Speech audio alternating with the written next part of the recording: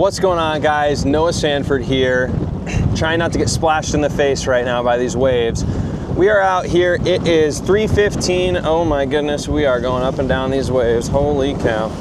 Already taking waves over the bow at idle speed, so that's exciting. It's absolutely disgusting out here, and I'm already regretting the decision to come out today.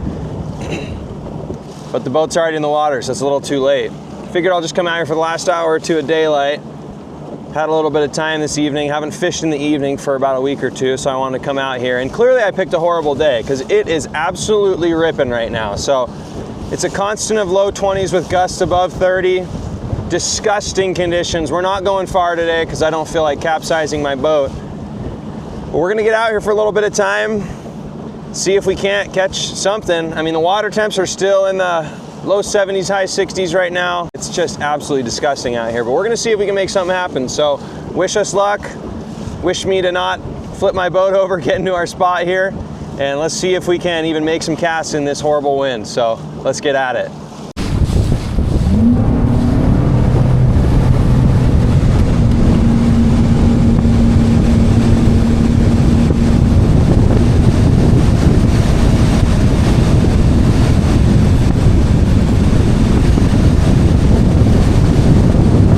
I made it to our spot, just about the only spot right now within a 5-mile radius that isn't too windy.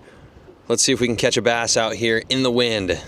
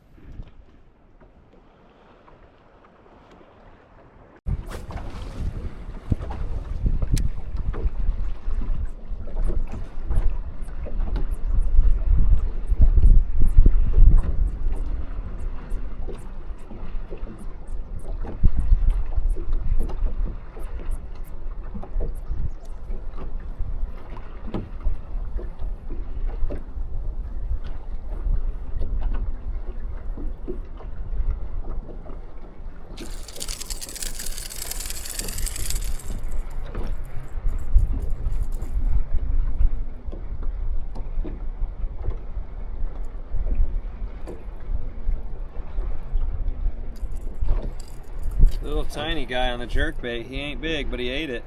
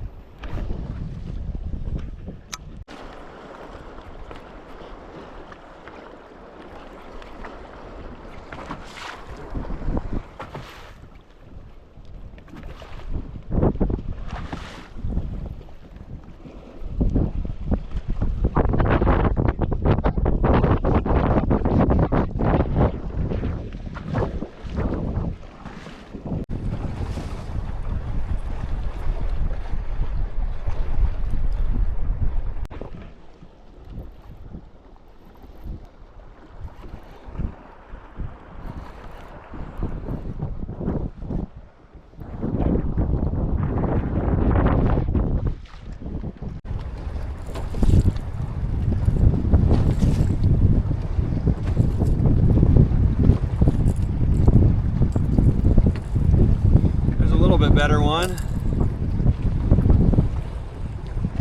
Probably just barely not a keeper, or maybe barely a keeper.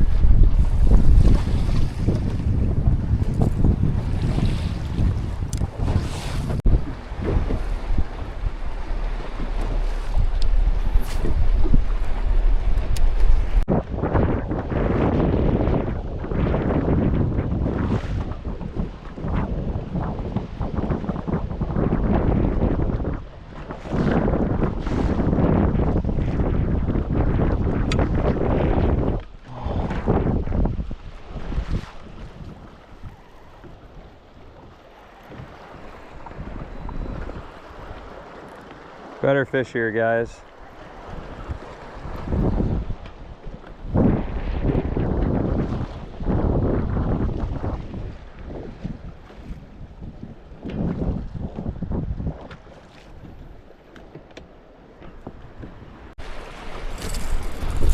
Yeah, buddy, there we go. Those are the ones we're after right there. Yeah, dude. Those are the ones we're going for. Those are the ones we're going for right there, guys. Look at that smallmouth. That thing is beautiful. It's probably about a 2.5 pounder, give or take. Beautiful fish right here.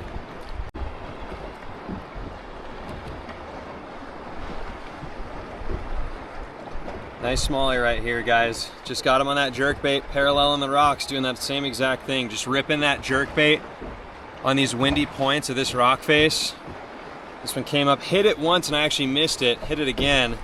We got him. Let's get him back in the water.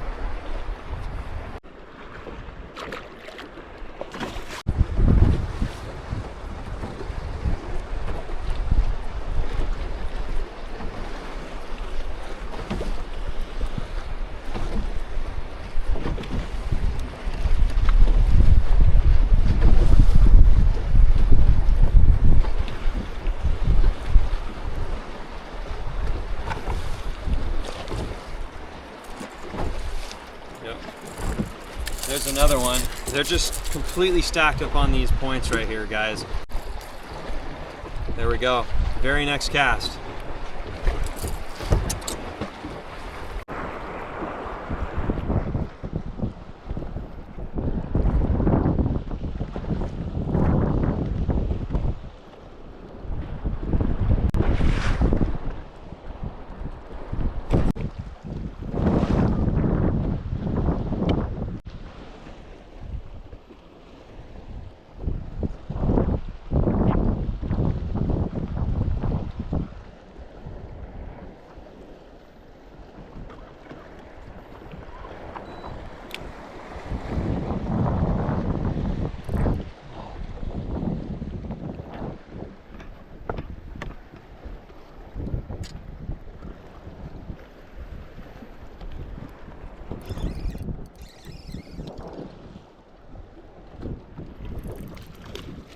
Oh geez, another good one.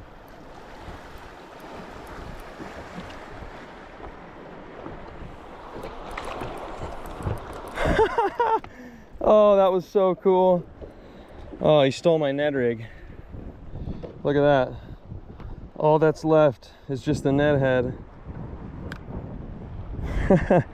Dude, heck yeah, you guys.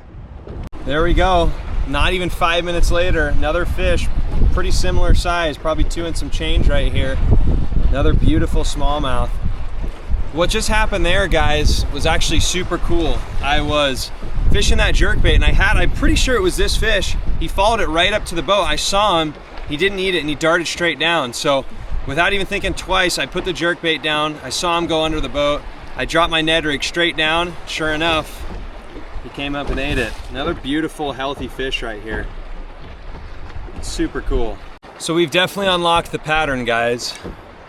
I was struggling in the beginning because I was throwing mainly finesse baits and I wasn't really getting much action. And so I figured, you know what, man, with all this wind and all this commotion, I think they might hit a reaction bait really well. We got a little bit of overcast.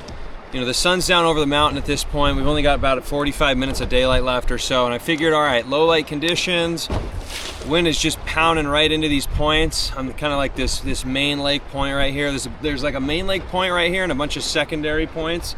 So what I've been doing is taking that jerkbait, and every time I get near one of these points, I'll just spot lock the trolling motor for 30 seconds to a minute, make 1 or 2 casts, you know, really pick apart these points with that jerkbait, fishing in about 10 to 20 foot right here. That one ate it, and he was probably suspended over close to 20 feet, so he probably saw it on the bottom and came straight up. Not even trying to use forward facing sonar or anything, just because it's so dang windy I can't see crap. So kind of just fishing off instinct right now, put the pieces together, and we're figuring something out that's working. So it's really cool to be able to come out here for just an hour or two, read the conditions, and kind of put a pattern together. So it's definitely satisfying. Let's see if we can get a couple more before it's too dark.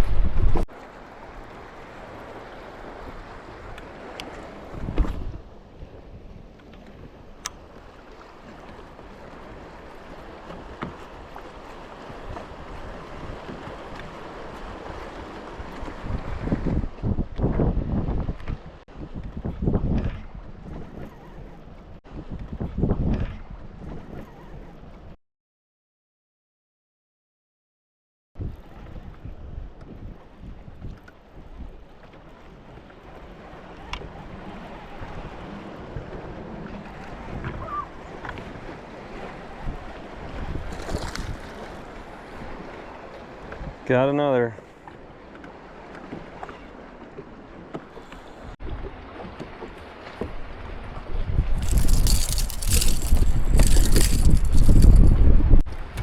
I think it's safe to say he wanted it. There we go. Yet again, another one. Not a giant, probably almost a 13, maybe 13 incher. Healthy one though. Look at his stomach.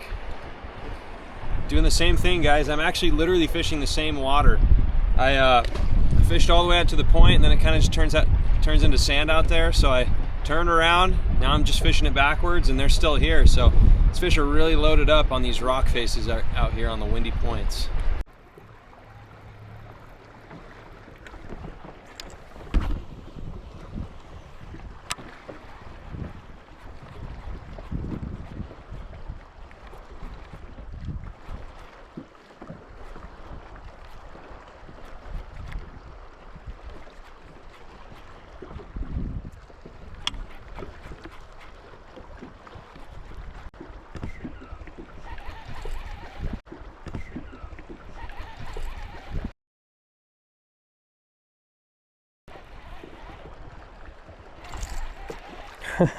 We got a jumper. He's not huge, but he's got some spirit to him. There we go, another one. Not a giant, but 13, 14 inch keeper again. Another healthy fish. Jerkbait is absolutely killing him tonight.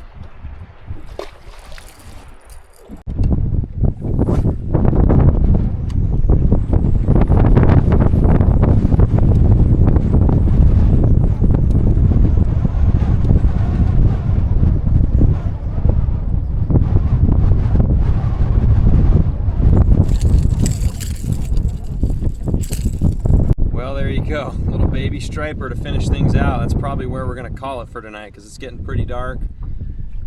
I'm about 10-15 minutes from the marina, so probably gonna wrap it up. Well guys, there you have it. I mean, that really goes to show you right there why it's really important to fish the conditions and to not fish what you're comfortable with, right? Obviously, when it's windy, when it's crappy like this out here, you want to try and find those protected coves and fish the things that you like to fish. For me, in the beginning, that was kind of entering into the back of a calmer cove and fishing my normal finesse baits that I like to throw this time of year. But after about a half hour, I realized, hey man, this is not getting me anywhere.